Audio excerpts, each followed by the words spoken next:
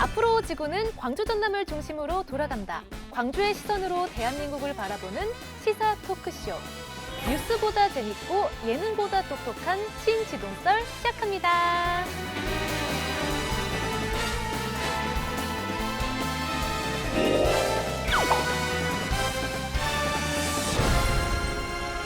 요즘 MZ들의 추구미가 얼레벌레 살아남기라는데 변호사님은 이 부분 공감하시나요?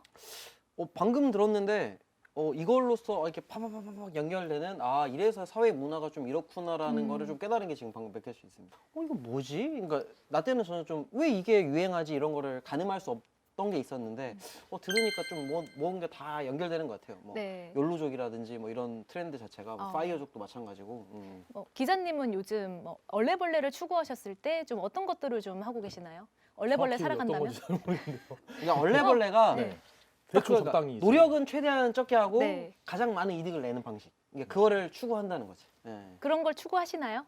저는 늘 그렇게 살고 있습니다. 아, 아주 네. 효율적으로 살고 있고요. 그럼 얼레벌레 살아남는 신지동썰 이슈 오늘 또 시작해 보겠습니다. 이슈 오늘 첫 번째 이슈입니다. 조국 전 장관이 조국혁신당 대표로 다시 당선됐습니다. 찬성 98.6%, 거의 만장일치에 가까운 득표율로 대표가 된 건데요.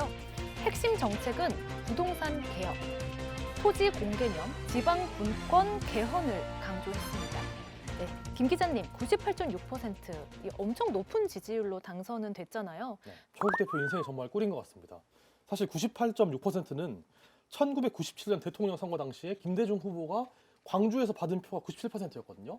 그때보다 더 많다. 그러다 보니까 워낙 이제 조국 대표를 지지하는 분들만 모여 계시잖아요. 어쨌든 그러다 보니까 진중권 교수가 이거에 대해서 말을 하면서 통일 주체 국민회의에서 박정희 후보가 받은 거랑 비슷하다 이렇게 말씀하셨는데 사실 틀린 말은 아닌 것 같습니다. 네, 조국혁신당 자체가 좀 지지율로 그 조국 대표가 취임을 했다고 해서 이 지지율이 높아지진 않은 것 같아요. 네, 현재 컨벤션 효과가 그렇게 유의미하게 나타나지 않고 있고요.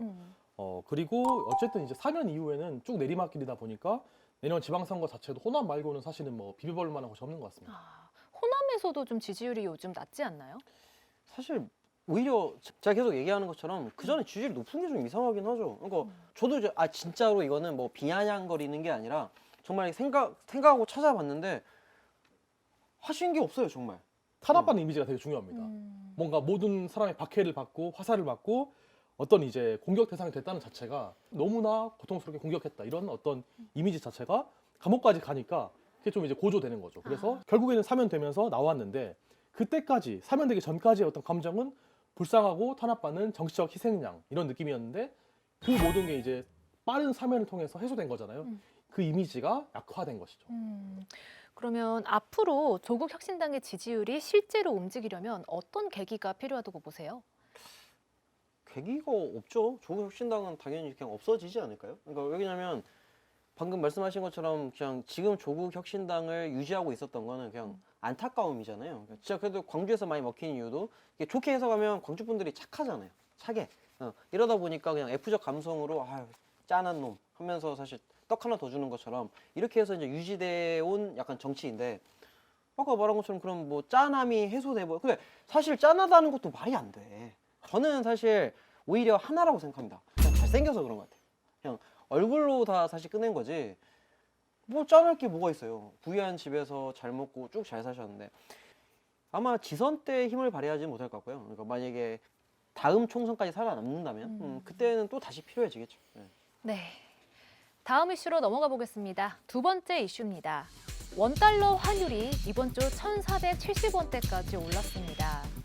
수입 물가와 생활 물가의 압박이 커지고 금리 인하도 늦어진다는 분석이 나오고 있습니다. 김 기자님, 왜 이렇게 환율이 오르는 걸까요?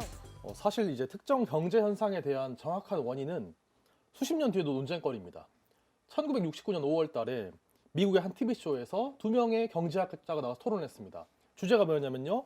1929년 대공황이 왜 일어났는가에 대해서 40년 만에 두 사람이 나와서 토론했는데 이때 나왔던 게 밀턴 프리드먼과 폴 세뮤엘션이었는데 이 두 사람이 나중에 둘 다 노벨 경제학상을 받아요. 그런데 이 두 사람마저도 왜 대공황이 났는지에 대해서 다른 거예요, 의견이. 그러다 보니까 왜 과연 이 시점에 이렇게 올랐을까라고 했을 때 정확하게 이거다라고 말하기 어려울 수 있거든요. 그런데 누가 봐도 몇 가지 지표들이 있습니다. 첫 번째는 이재명 정부의 돈풀기입니다. 최근에 M2 통화량이 되게 늘어나고 있어요. 그러니까 시중에 풀려있는 돈의 양이 늘어나 있는 거예요. 그런데 그게 어떤 대통령 되자마자 바로 민생회복 지원금 뿌리면서 이제 엄청나게 많은 돈을 풀었고, 이후에 모든 면의 정책에서 큰 정부를 지향하면서 대단히 많은 돈을 풀었잖아요. 그런데 그게 시중에 풀리면서 화폐량이 늘어났고, 그러다 보니까 이게 당연히 자연스럽게 원화 가치가 떨어졌습니다. 그리고 이것들이 시장에 몰려가면서 정말 한 달 사이에 3,000포인트였던 코스피가 한 달 사이에 4,000까지 올랐었거든요. 그러다 보니까 한국 돈의 가치 자체가 떨어지고 있다. 그리고 현재 세계적인 상황을 보면은 미국과 한국의 금리 차이가 2%입니다. 그러다 보니까 한국 돈보다 미국 돈 2%더 높은 금리라는 것은 더 비싼 돈이 미국 돈이라는 거예요.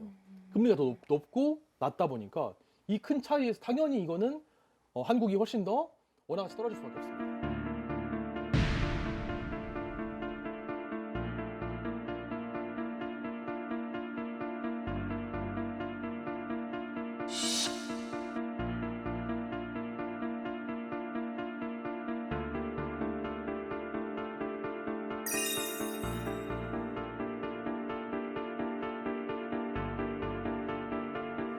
특히 소비 쿠폰이 풀린 후 매출이 가장 많이 오른 업종은 안경원입니다. 상대적으로 목돈이 드는 안경이나 렌즈 등을 맞추는 경우가 늘어난 겁니다.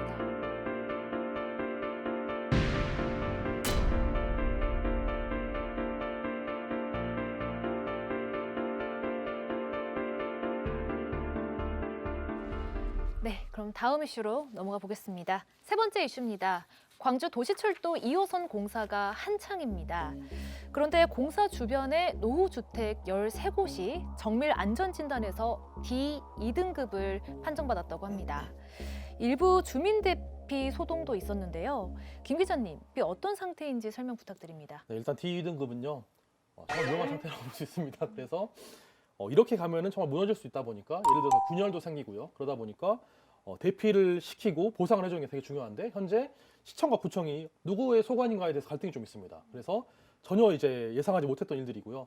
그리고 현재 이제 지하철 도시공사 2호선이 계속 이루어지고 있잖아요. 그런데 그 예상을 보니까 전혀 이런 것들을 대비를 하나도 못했던 것 같아요. 예를 들어서 지금 이렇게 도로 막아놓은 곳에 계속 이제 교통사고나 어떤 피해가 가중되고 있고, 일부 이제 물론 노후 주택이긴 합니다. 굉장히 오래된 주택이긴 하지만 그런 주택들은 정말 이러다가 무너지는 거 아닌가 하는 두려움까지 안기고 있는데 전혀 대비가 안 되어 있습니다. 그리고 저희 광주에 운전면허 시험장이 없잖아요. 네. 나주에 있잖아요. 그런데 짓고 있습니다. 광주에 지으려고 하고 있는데 이것도 문제가 생겼어요. 네. 지으려고 이제 계획을 다 하고 예산까지 받아서 하고 있는데 찾아보니까 그 집안이 연약 집안인 거예요. 그래서 이것도 현재 예산으로는 예상했던 완공 시점까지 못하겠다 해서 미뤄졌습니다. 그래서 언제 생길지 모르는 상황이고 예산을 더 받아가지고 보강을 하든지 뭐 부지를 옮긴다든지 해야 되는 상황인데, 일을 할 때 정말 벌리기만 하고 정말 벌려놓고 수습이 하나도 안 되고 계획도 판이고 뭔가 마지막 어떤 스퍼트를 하는 거죠. 정말 계획을 하고 도시의 어떤 미래를 보는 게 아니라 이참에 다 쏟아내자. 이참에 세 가지 어떤 복합 쇼핑몰 다 해버리고 지하철 다 만들어버리고 돈 다 써버리자 하는데, 재정 문제도 그렇고 정말 계획이나 이런 게 하나도 없이 그냥 돌진인 것 같습니다.